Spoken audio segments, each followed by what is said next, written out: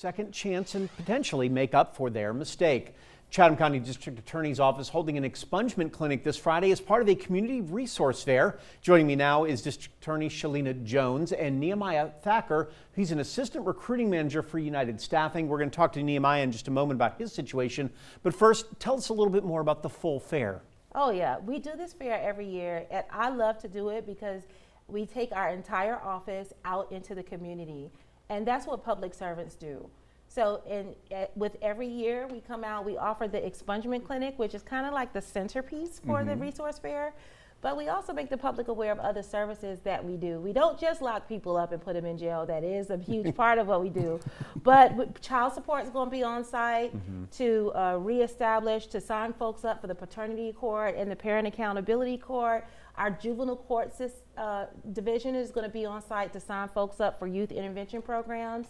And so we're just there to give out information and opportunities to the public. There's a lot of different questions that people may have, especially with juvenile court and some of those situations too. That's big. Absolutely. Expungement clinic, just so people understand what that is. Explain it a little bit for me first. Well, we call it expungement because that's what we've been calling it for years, but the technical term is a record restriction.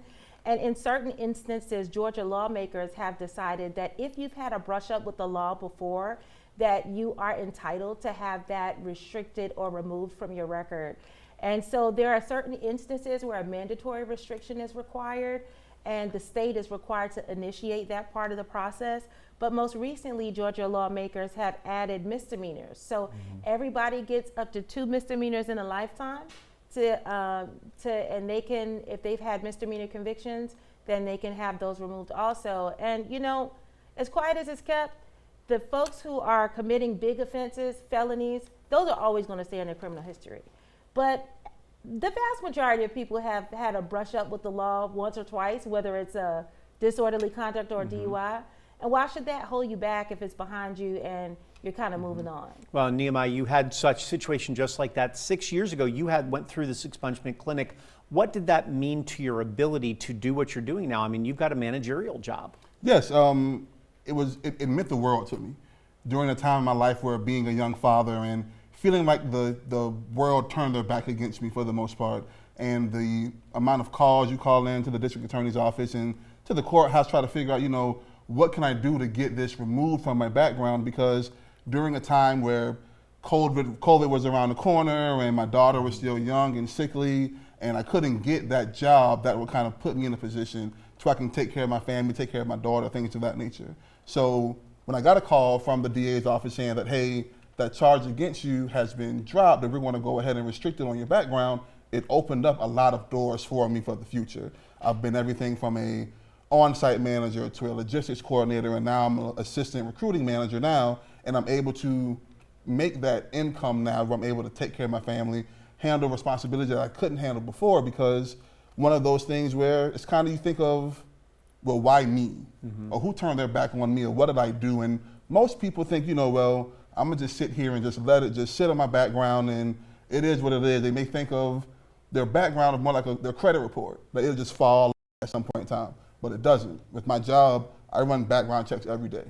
And I have those transparent conversations with a lot of my associates who are saying, hey, I can't help you this time, but maybe check out the state bar's website and maybe get some assistance, or maybe go down to the DA's office, or maybe go retain an attorney, and maybe you can file what they call a GCIC form to try to get those things removed from your background so you can maybe be able to be like me and get a better opportunity, at least in the work field. Yeah, this is a great opportunity for so many people. He's great. We signed him up on our team instead, so that could be your next job instead. I mean, and I had an opportunity to meet him at a professional mixer an event, and the thrill of this is that because he was able to get his record expunged, he is now in a position, he not only got a job, but he's now in a position to employ people who may be in a similar situation. And being aware of the resources that are available, it was like, so when he approached me at this professional mixer and said, hey, I appreciate your office for doing this. I mean, I wanted him to be here with me because he's the reason. And people who are similarly situated, they are the reason this event is so important. And we are bringing all of our resources to it, all of our admins, all of our staff, and they love to do it.